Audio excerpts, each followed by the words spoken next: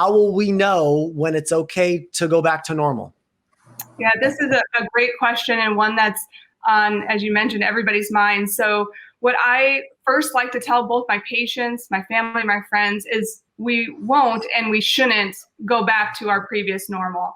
This doesn't mean we don't go back to our normal activities, we don't go back to our jobs. That will come certainly with time. But keep in mind, we've seen 3 outbreaks of coronavirus in the last 20 years with SARS-1, MERS, and now SARS-CoV-2. We've seen Zika, we've seen reemerging Ebola. So we're seeing these emerging and reemerging conditions that are infecting our population. So we definitely need to change our mindset about the importance of public health infrastructure and how we conduct ourselves within our community.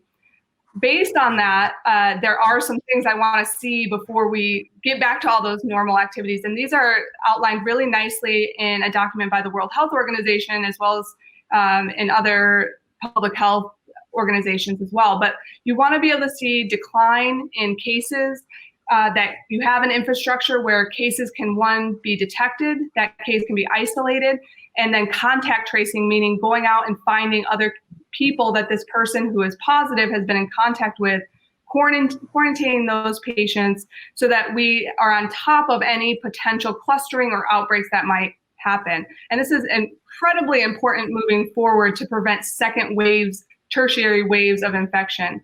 We also need to know more about antibodies, as we've been talking about this past half hour. Do we get herd immunity? Do we get long-lasting immunity? These are questions that will have huge public health implications moving forward that we just don't know currently. And then, of course, investing in our therapeutics, both post-exposure prophylaxis, meaning if you've been close to somebody and they're sick, that you could take a medication to try and prevent illness. And those studies are being done across the United States, as well as our vaccine development programs. So really putting emphasis on rolling these vaccine programs out in a safe and efficacious manner. When we have these pieces in place, we'll feel much more confident telling people to go back to their normal activities, and with, of course, that caveat that we need to keep a public health infrastructure and emphasis in the back of our minds. Is it safe to say, Dr. Jill, that when we go back to normal, it's going to be a new normal?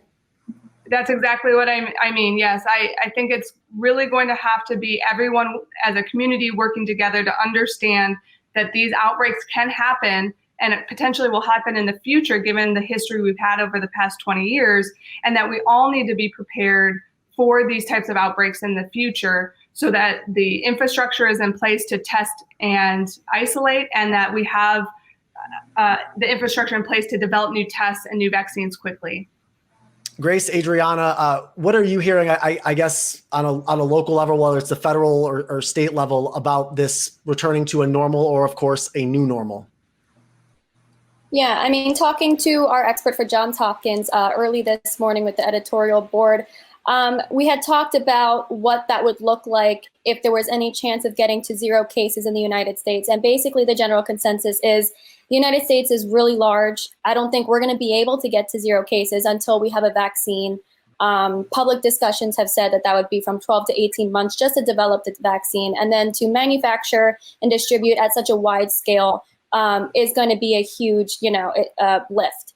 So basically what we're saying is, there's going to be a pandemic around for a while, and to tolerate the sort of cases that are going to be around, and states need to sort of decide how they want to be able to mitigate that with different measures, depending on whether it's social distancing measures, intermittent social distancing measures.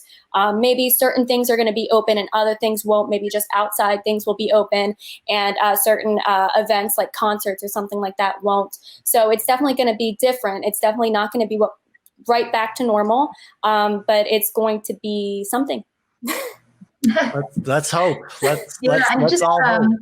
If we have time, Ralphie, just going off of that, Adriana, I think it's helpful to see what's been happening in Georgia and states that are slowly starting to reopen, and to see how much we can return to normal and where we have to walk that back a little bit. I've been talking to business owners, and some are saying, we're not going to open anytime soon, and others are booming and having a great business. So that there's some semblance of normal emerging there, but we have to watch and be careful and see what happens if there is a rebound of cases or another wave.